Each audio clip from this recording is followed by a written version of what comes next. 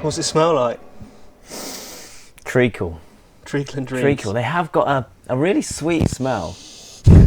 I think Guitarsipan. I think at the Gibson factory they must pack the guitars, and then there must just be one guy at the end of the line that's just got like a little spray can of like candy juice or something, and he just sprays it, and that's it, done. Because when we open them, they do smell, don't they? They do smell really nice. Welcome, guys, to the storeroom. Something a little bit different for you today. We were having a chat the other day and trying to decide what we were going to do for a demo this week, when our gaze was caught by a rather nice selection of Les Pauls on the wall.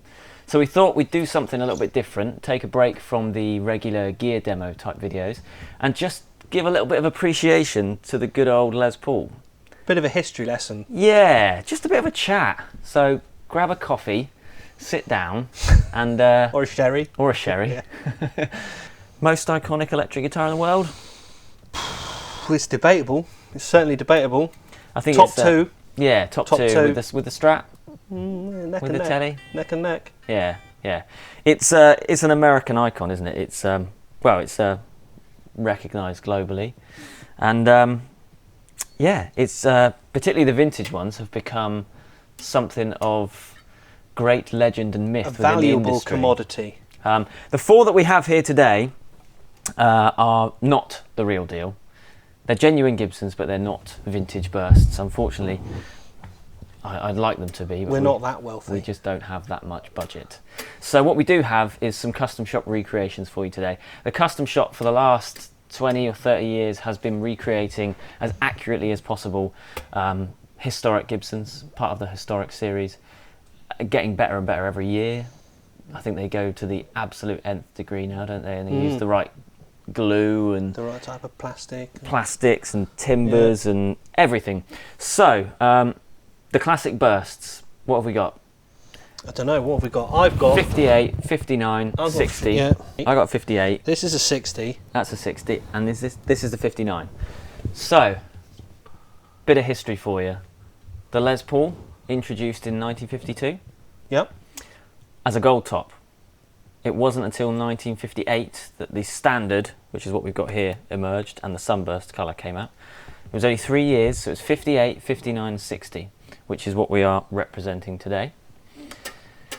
Do you know what the precursor to the Les Paul was? I didn't know we were having a quiz. Prizes. I think they call it the log, don't they? Correct. Les Paul and his log. Ding, ding, ding. The famous picture of him with it, and it kind of opens up. And I don't know if anyone's seen that picture. So, early part of the century, people started experimenting with amplifying acoustic guitars, sticking pickups on regular acoustics. That then morphed into brands like Gibson and Rickenbacker producing hollow body guitars. Do you know what Gibson's first electric guitar was? ES something? No. Half a point. ES 150. Right. And do you know why it was called an ES 150? Because it was £150. $150. Correct. Dollars, ES, sorry. Electro-Spanish, 150, $150. Yeah. So they've been making those for some time, and it wasn't really until Mr. Leo Fender came along with his Telecaster, or his Broadcaster at the time. Gibson thought, hang about, we need to get on this because it looks like it's going to be the If my next big history is thing. correct, Les Paul came to them with his log design several years before True. the Telecaster Very was true. on the market, and they shot him down. weren't interested. They said there's no shot him down. market for a solid body guitar. Yeah. And then Absolutely Fender right. came along, made waves, and And then they thought- they quickly changed their mind. Yeah, Yeah. absolutely. So Les Paul was a noted jazz player, but he was also a bit of a pioneer and he was quite known for experimenting with guitars and electrics and things like that. Overdubbing. Yeah. Overdubbing. Yeah.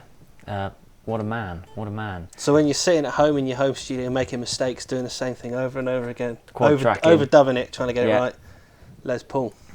So yeah, the log guitar, which I think he developed, well, it must have been early 40s, was literally, as you'll see by the picture, which will be somewhere on the screen, a plank of solid wood, pickups mounted in it, but then to make it look like a regular guitar, he took two halves of an Epiphone hollow body, like wings stuck on it the side. Yeah, that's exactly right.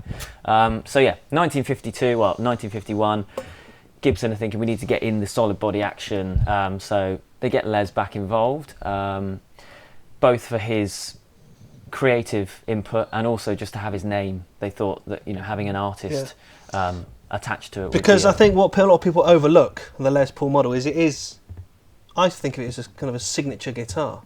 I know you get your Malmsteen Strats and your Steve Vai gems and things, but this is the first guitar with a player's name attached to it that was designed by a player. Exactly, that's where it started. So the idea of putting it's the original signature guitar. So yeah, Les came along and helped Gibson design. Well, Ted McCarty at Gibson at the time helped design what is now the Les Paul. In its first appearance, though, it was the famous gold top. You know the reason it was gold? Because they wanted it to look more desirable and fancy. Absolutely, yeah. Gold, because everyone likes gold. Fender had the whole retro car, you know, surfy thing going, so they thought, well, we'll make the premium. Well, it wasn't retro at the time, was it? You know what I mean. You know what I mean. They had that was their thing. Yeah. Gibson thought, well, we want to make like, you know, the best of the best. We want it to be like a work of art. Yeah. They want it to look posh in comparison. So Les said, it's got to be gold. Yeah. It's got to be gold. And yeah, the Les Paul Gold Top was born. 1952. Custom came along in 1954, which was an all mahogany version, because the makeup of a Les Paul, that's tangent there, the makeup of a Les Paul, mahogany back and sides, mahogany back and neck with the famous maple cap, rosewood or ebony board. But the custom, which came along in 1954, was all mahogany with an ebony board. Top. Yeah. Ebony board. Black finish, gold hardware, the works, and was priced higher. And yeah, actually, something that always amazes me was the fact that the Les Paul was never a big hit. It was never a big seller. No. It was deemed, they aimed it at the jazz market and they aimed it at a slightly older generation of players. And it was deemed too heavy and too old-fashioned for a lot of the younger players. So that led them to try and change things. One of the big changes was 1958, they introduced the Standard and their Sunburst, which had previously been a big hit on their acoustics. Yeah. So they thought, well, let's show a bit of the maple. Let's put the Sunburst finish on there. Let's lose all the gold trim and the ebony and everything. Yeah. And it was priced between the gold top and the custom. But even so, and it's hard to say it, but even so, it was not a big hit. No. Do you know how many were made? What, in the 3-year stretch? So do you know what? I don't know. The standard, as we knew it, was introduced in '57 and put out of production '61, end of '60, to make way for the SG, which was supposed to be its replacement. Yeah. Well, that was originally called the Les Paul. It was, as you may know. Yeah, Les was. They were going to move him with the times and move him onto a lighter, thinner guitar. Yeah. So they discontinued this because it wasn't selling. And the SG came out. Les didn't actually like it, so his name was only on it for a few years, and then it just continued as the SG. Mm-hmm. But anyway, yeah, interesting little fact: 1,712. That's the amount of bursts that were made. And how many's Joe Bonamassa got? I think he's got half of them now. There's probably between him and Billy Gibbons, I think they've got. There's probably only about that odd 12 left on the market. Which is one of the reasons why now they fetch so much. Yeah. As I'm sure you guys will probably know, an original burst, whether it be 58, 59 or 60, is now quite possibly a 5-figure guitar. Probably worth more than your house. Yeah. Which is a depressing thought, isn't it? Yeah, and it's partly because for 3 years, that's all all that was made, 1,700 guitars, most of which have probably been lost or destroyed. Yeah. The rest of which are now out there under people's beds. They don't know what they've got, or in the hands of noted players and collectors. But it was seen as just the pinnacle of kind of, nowadays anyway, seen as the pinnacle of vintage guitar perfection. Yeah. It's got all the right parts in all the right places. They age lovely. They were made exceptionally well. The man hours and the timbers and the woods and the pickups, which leads me on to the pickups. Another reason why the Les Paul has shot to vintage guitar stardom.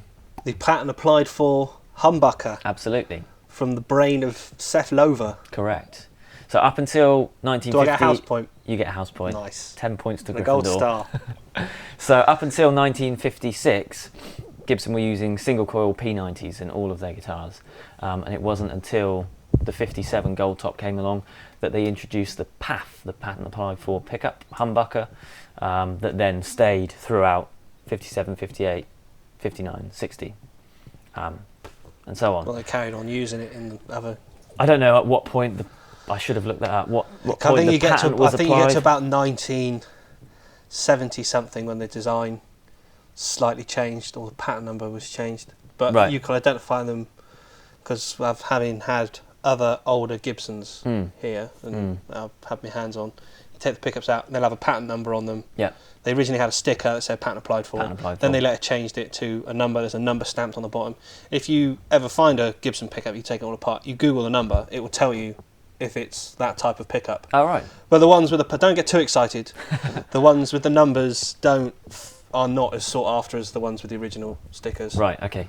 Okay, yeah. And a lot of the pickups Gibson make now, particularly the custom buckers, just have the patent applied for sticker on them. Right, okay. And they're not the vintage No. things, no. Fair enough. So, yeah. So there was just 3 years of magic where the Sunburst Les Paul was in production, not selling as well as they would have hoped, but underneath it all was a fantastic guitar. The workmanship and the woods, as I said, were outstanding. And then in 60, late 60, they decided that it was going to be enough, and 61 the SG came along, and that was it. The Les Paul was out of production until 1968. Yeah. It wasn't until sort of early to mid 60s guys like Clapton started to pick up and play the old Les Pauls that then people started to go, hang about, maybe Jimmy this Page, Paul Kossoff, and Jeff Beck, you know, all those guys. All those guys. The British blues explosion. It was us Brits that brought it back. Yeah. Without us, the Les Paul may have been lost, because that is a scary thought as well. Yeah. If those guys hadn't picked up those guitars, Gibson may have never reintroduced it in 68, and it may have just been a piece of history that we've long forgotten by now. But anyway, it if you can think of any notable American players from that time period, please leave a comment. We'd love to be in. Yeah. I can think of Mike Bloomfield, and that's about Mike it. Bloomfield is the one that came up. I was doing a bit of research, and his name came up in amongst all the British guys. All the British guys. Yeah. So Peter Green. Yeah. So there you go. So the 58, 59 and 60. What's the difference? The difference. Now that is something that is a subject of hot topic, a hot conversation. Topic of hot conversation, should I say? Shall we summarise the difference, the long and the Well, I think the beauty of it is that there really isn't much of a difference. No. But in the vintage world, there's a massive difference on paper. 59 is generally considered to be the pinnacle of the number. three. That is the one. And the difference that has been paid between 59s and 58s can be, I mean, I've heard of, literally being £80,000 difference between the 59 and the 58. And really, there wasn't much difference. The biggest changes, if we summarise them as Joe says, was that in 58, they used a plain top finish. So as you can see here on this 58, it's got the sunburst, but the maple is fairly plain. There's no flaming, no figuring. And it was also regarded to have the chunkier neck of the three. The baseball bat neck. The famous Gibson baseball bat. And the smaller frets. Original 58 would have smaller frets, massive neck, plain top. 59, they tried to tart it up a little bit further, increase the sales, so they thought, well, let's use some slightly nicer maple. That one is actually... Let's look at this one, because this one is a 59. Flaming on the top, which is on this one. And the This neck... is a 59, I think. No, that's a 60. This is 60. That's Sorry. a 60. It's confusing everything. Right, The I'll shut 59, Back in the corner. flame introduced, and the neck got ever so slightly slimmer. Still pretty close to a 58, but ever so slightly slimmer, and the frets got bigger. Yep. So it was that marriage of a medium to chunky neck with large frets, flame top, and then the fact that Jimmy Page played one, and that was it. It was off. And then everyone played one. Yeah, everyone played one. Oh, the Eagles, they were American. They were the 70s. They were late. They were 70s, not 60s. Late to the party. Scrap that. And then in 60, things got quite different. The necks got much, much slimmer. Yep. And you know about the finish? You know the old story about the finish? No. Well, here's the deal. Sunbursts. Back in the day, there was only one Sunburst. Yeah. Okay. If you wanted a Les Paul in 58, 59, there was just Cherry Sunburst. That was it. None of the hundreds of permutations that Gibson offered today. Iced tea burst, bourbon burst. As you may be able to see on the Friday poster afternoon that burst. you have over there, yeah. Got a poster here. Bourbon burst, sunset burst. The reason today that we have all these different sunbursts is just due to aging. Yeah. So the dye that they used in 58 and 59 was particularly susceptible to UV and the conditions in which the guitar was kept. So over the course of time, it has meant that one original Cherry Sunburst has aged to now give us a plethora of... You also get... You get the bleed in the neck. If you can see, this kind of goes a little bit pink. Yep. From where they sit in the case. And the old Lifton cases had a pink plush interior. Yep. And if the guitar spends too much time in the case, it goes pink. Yeah. Because the dye absorbs the pink from the case. Absolutely. So yeah, the tops would age, and again, that's quite amazing. I think that's another reason why they're so collectible today, is because from one finish, we've literally ended up with no two guitars, well, almost no two guitars being the same. Everything from the lemon drops, where the sunburst is almost completely gone, it just looks yellow, right through to sort of tobacco bursts, iced tea bursts, which is like this. But the difference with the 61 was that in early 60, Gibson realised that their red dye was not up to much. Right. So they changed the mixture, and it was much, much more long-lasting. So if you come across a real 60 these days, it will have much more like that one there, often called the tomato soup burst, because it genuinely is. That's a first on me. Tomato soup burst, that is a collector's term, yeah, because of its red appearance. The red just stood the test of time and didn't fade like these guys.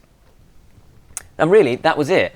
I suppose the other thing to mention, although there are those differences, and they are the general rules of thumb, because Gibson was, it was a small handmade guitar production company, there were massive differences. Yeah. The necks were shaped by hand, and the finishes were done by hand. There may still be those differences. Well, so it wouldn't be uncommon to come across a 58 with a slightly slimmer neck, or a 60 with a slightly... It was all done by hand. Exactly, exactly. I've never ever played or even held a real burst, but I've spoken to people who have, and they all say that. They all say that they really are all different. But on the whole, those general rules apply. So before we see what they sound like, we probably mentioned we've got amp, Blues Junior, tucked away in the tone zone down there. Down in the box. Blues Junior all the time. We know it. It's good amp. And for distortion, overdrive, we've got a Catlin Bred, Dirty Little Secret. DLS. Classic Marshall overdriven tones in a box. Classic combo, isn't it? And it sounds like this.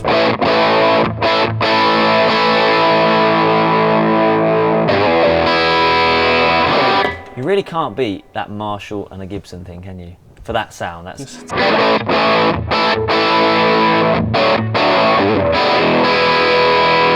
Takes you straight back to...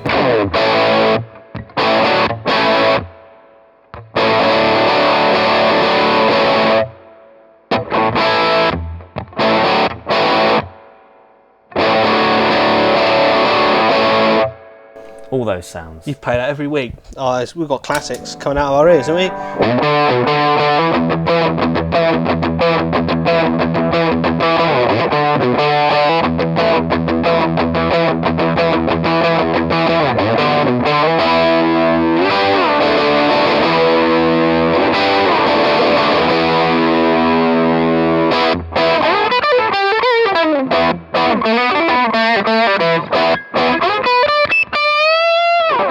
can't remember the rest of it. I was going to deduct those 10 Gryffindor points that I gave you because I played that at the top of the video, but you went further than I did, so you can have them back. You can have 15 back. Yeah, but Dan will cut that out and then I'll come up with it. Oh, okay. All right. Yeah, what was that G and R one? Kick me on. You're on. I'm not on.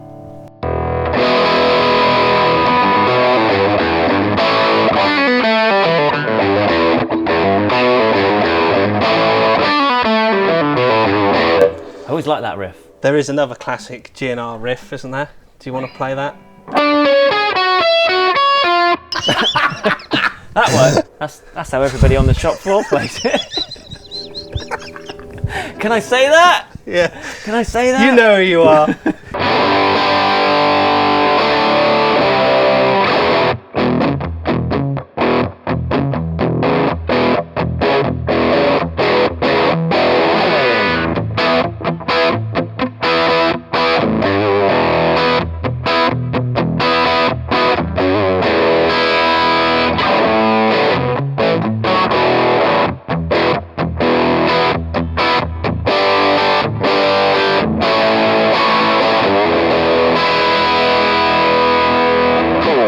There's one for you. Yeah. Right, while you're playing, I'm going to switch guitars and pick up the old 59.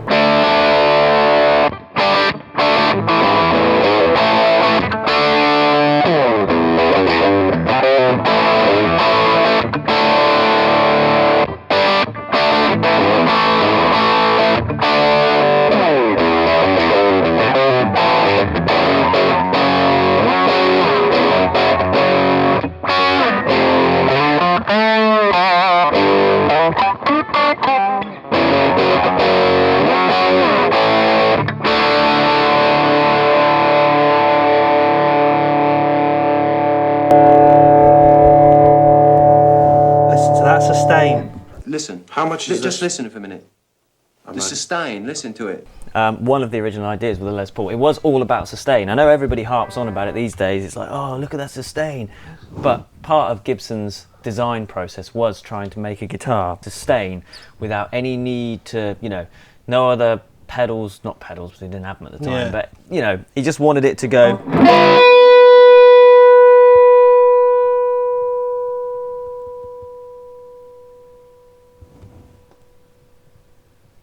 I think it's gone. And then when you give it a bit of, it lasts. It is a sustaining guitar. That's one thing that everybody knows. He'd do what Gary Moore does and stand in front of the amp. He did. He doesn't do it anymore. God rest his soul.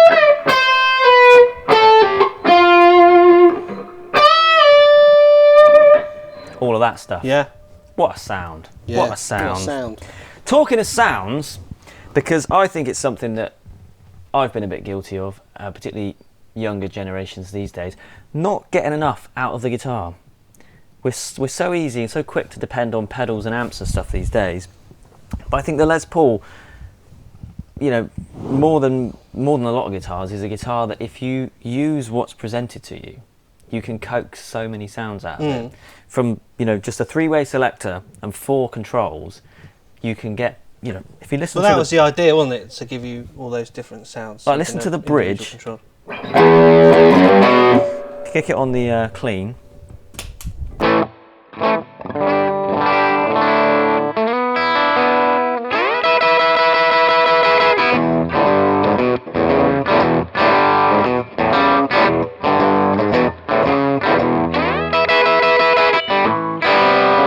Really quite twangy, and then with the neck and a quick shift to some knobs,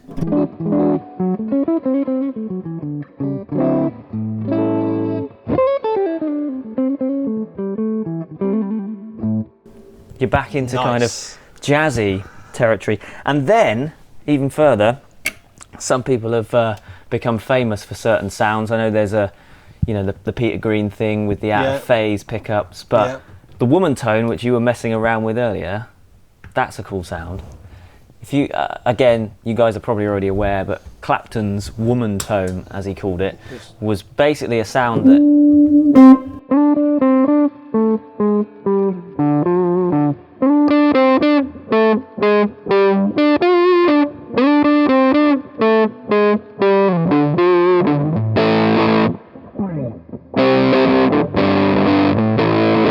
We all know it. We all know We it. all know it.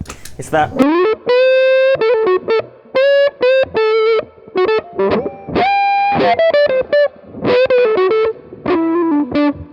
Rolling off the tone on the neck pickup. Yeah. Boosting the treble a bit on your amp. You get that really cool sound, and then you can just flick into the middle position if you want a bit more cut. So if you've got woman sound going like this, flick into the middle. Helps if you have your volume up on the bridge pickup. It's still got the neck, which is really dark and creamy, but it's just brought a bit of bite in.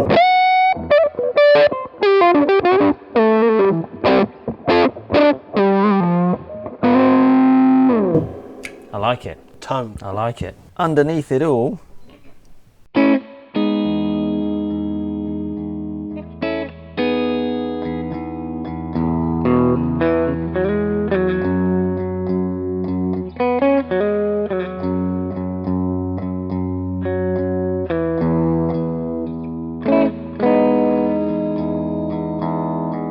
can hear it there if you pick in different places. Oh, most famously, it's got to be Billy, innit?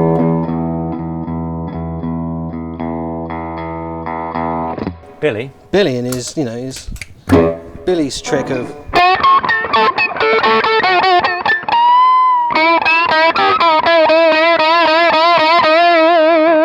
You hear it in a lot of old Get the harmonics. top songs.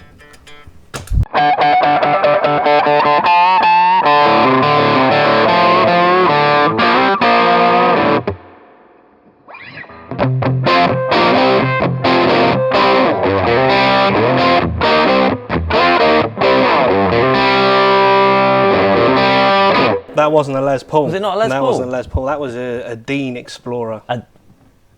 Really? Yeah. A Dean Explorer? Dean Explorer. Well, there you That go. whole album was recorded with the Dean Explorer. What do you do that for? I don't know. I like the sound. It sounds good. You can't knock it. He's got more vintage Gibsons than anybody else, and he's using the Dean. He's got offense to vintage Dean. He's got vintage Deans as well.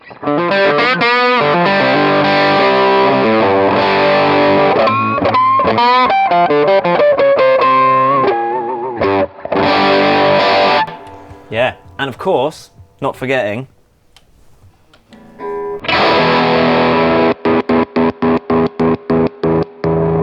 That's a classic trick. Classic.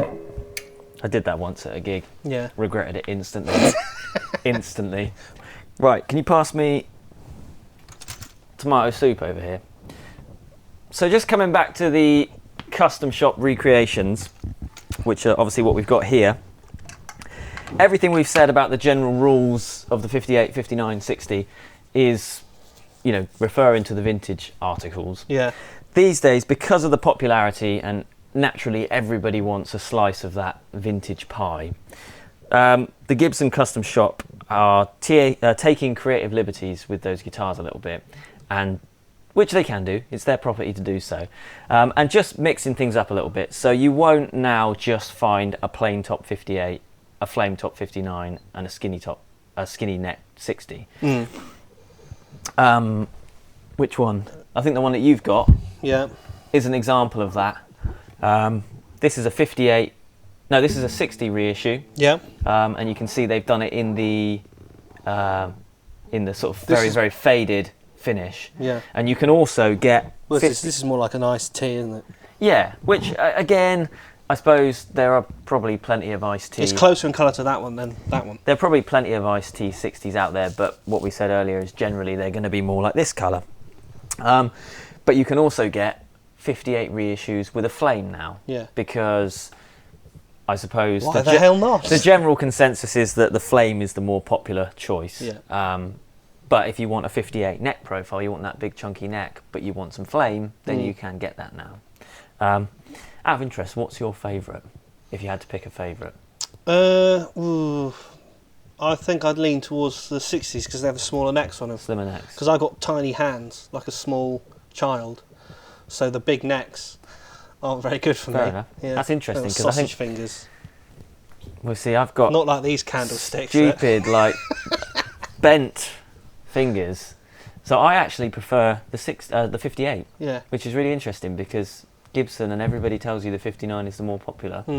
Neither of us are picking the 59. It's in the middle, isn't it? The feel of it is somewhere in the middle. The thing I like about a 58, if you're buying a 58 reissue, or if you've got the cash to buy a vintage 58, is the price difference. Yeah. Even on the new equivalents today, there's like, I think nearly £1,000 difference between a 58 reissue and a 59 reissue. And essentially it's the same guitar. It's just, it hasn't got the kudos of being a 59. Yeah. Well, it's got the flame top in it, and I suppose you've got to go out and find all those flames. I mean, I know that's a 60, but show it to the camera, because that is got to be, I think that's probably one of the, I don't know if you can see that very well. That's one of the best tops I've ever seen. It's just super tight, isn't it? It is. All the way, yeah. No dead spots. Oh, it's so uniform. It's got to be. Well, that's another reason why the 59s and 60s are so, well, the bursts in general are so collectible, because they've got that flaming. They really have character. Yeah. And I know lots of vintage collectors name their guitars and they can identify them from the tops. It's almost like a dental record or something. You've got different figuring. But I don't know. I keep coming back to the plain top. The plain stuff. I really like it. I don't know why. It's sort of understated. As amazing as this is, I think I might err towards a 58 if I had the cash. Funnily enough, I've never actually owned a Les Paul. Have you? No. No? Anyway, this one we've tuned funny. Well, you've tuned it funny. I set up as it should be. What are you doing? You know? I've got to play the riff, man. Got to play the riff.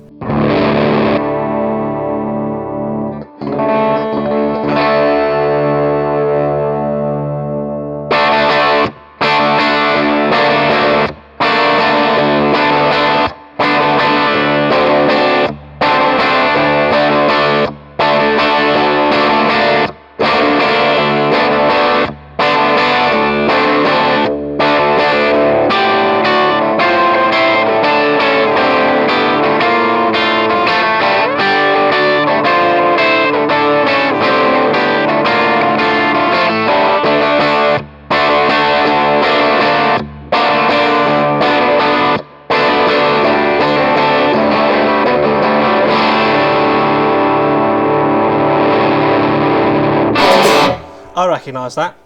Do you? Yeah, and that the soundtrack to Godzilla. Godzilla, yeah, by P Diddy or Puff Exactly Daddy. what Dan said earlier. That's what I said. Yeah. Yeah, it is actually. Starring Yeah. You look a bit like Matthew Broderick, actually, don't you? Do I? Well, you look a bit like Godzilla. I know which one I'd rather choose. I'm sorry, I take it back. I'd rather look like Godzilla than his wife. You can see on this one as well the bleed, like Joe was pink. talking about. Oh dear. Oh, anyway, yeah. So, have we got any more riffs? Have we got any more sounds? Oh, there's got to be a couple in there, isn't there?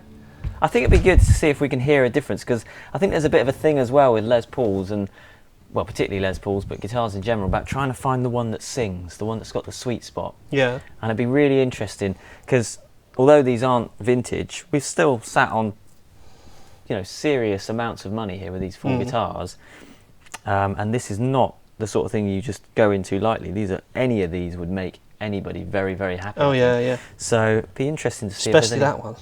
You like this one, don't you? That's top. You like this. You might notice as well on this one, this was actually a used guitar, and the previous owner has changed the tuners. Yeah. Traditionally, they would all come with the Clusen style green tulips, and he's decided he would rather have the Grovers on here. So. And quite rightly, he's taken the scratch plate off, because why would you hide that lovely top? Here's a little thing I forgot to mention for you. Oh yeah. A little bit of history for you. Yeah. 58s and 59s. Yeah. They've got clear knobs. 60 reflectors. If you see reflectors on a vintage Gibson or on a reissue, it's likely to be taking influence or be a 60 reissue. That's a topic of hot debate as well, isn't it? Scratch plate or no scratch plate?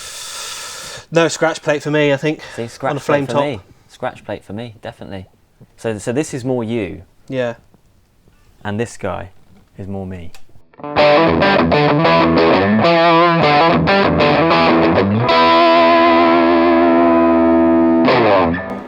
Yeah.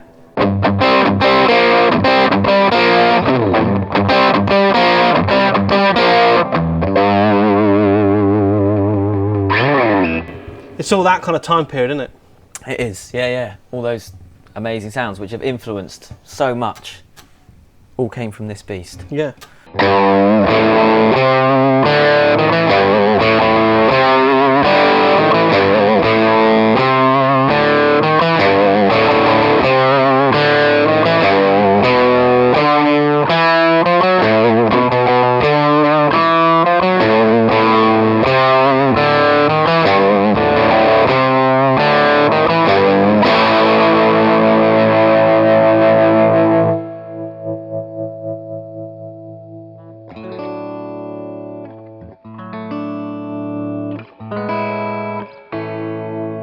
Nothing quite like a backed off Les Paul, is there?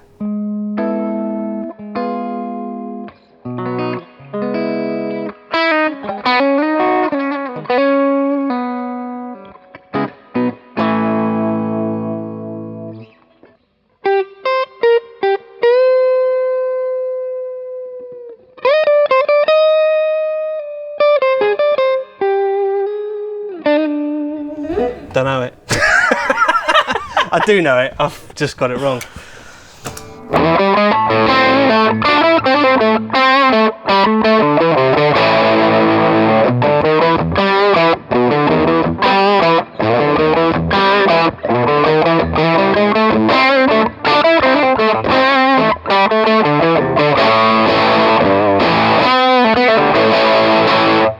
Something that I'm definitely going to say about the 59 and the 58 is they do have big necks, and I often get asked in store, oh, you know, what's the thinnest neck? I've been told I need a slim neck, blah blah blah blah blah. And I would like to say right now, it is a myth, people.